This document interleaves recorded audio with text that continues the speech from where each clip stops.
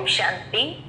आज 2 जून 2026 के बाबा के अनमोल मधुर महावाक्य सुनेंगे।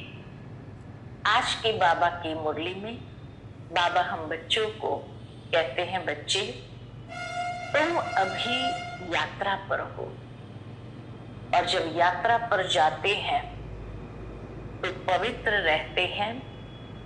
तो बाबा कहते तुम बच्चे भी ये रूहानी यात्रा पर हो तो कमल फूल समान पवित्र बनना है।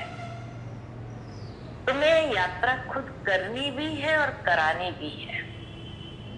यात्रा कराने वाले को कहेंगे पंडा। वैसे कोई स्थान को देखने के लिए जाता है मनुष्य तो वहां गाइड मिलता है, लेकिन जब तीर्थ यात्रा पर जाते हैं तो यात्रा कराने के लिए पंडा मिलता है।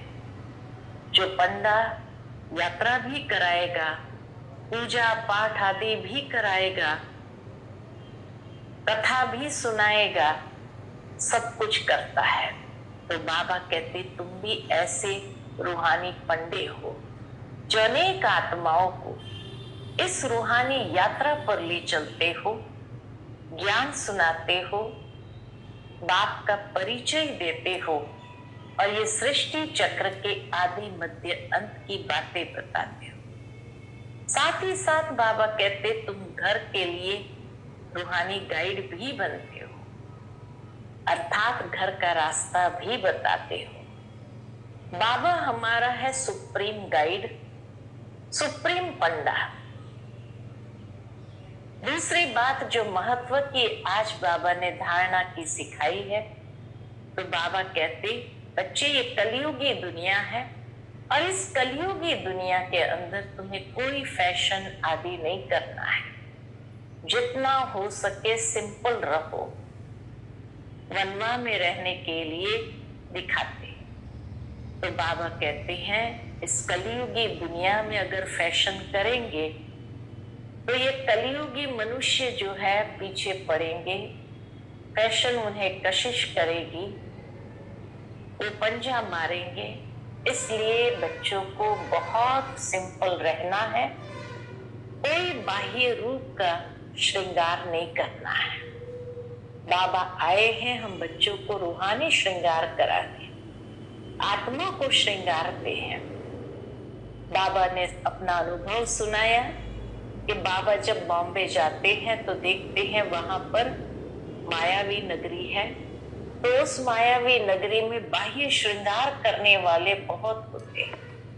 बाबा के पास भी आते हैं तो बाबा उनको कहते हैं कि बच्चे कल से ये जिस्मानी श्रृंगार नहीं करके आना, बाबा तुम्हें रूहानी श्रृंगार करा के परी बना देगा।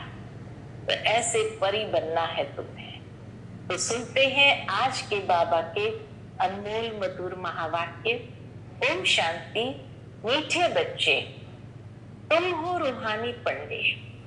तुम्हें गृहस्थ व्यवहार संभालते हुए कमल फूल समान बन याद की यात्रा करनी और करानी है।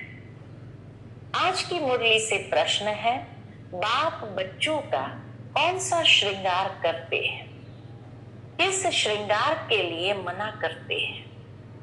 उत्तर, बाबा कहते मीठे बच्चे, मैं तुम्हारा रूहानी श्रृंगार करने आया हूं। तुम कभी भी जिस्मानी श्रृंगार नहीं करना।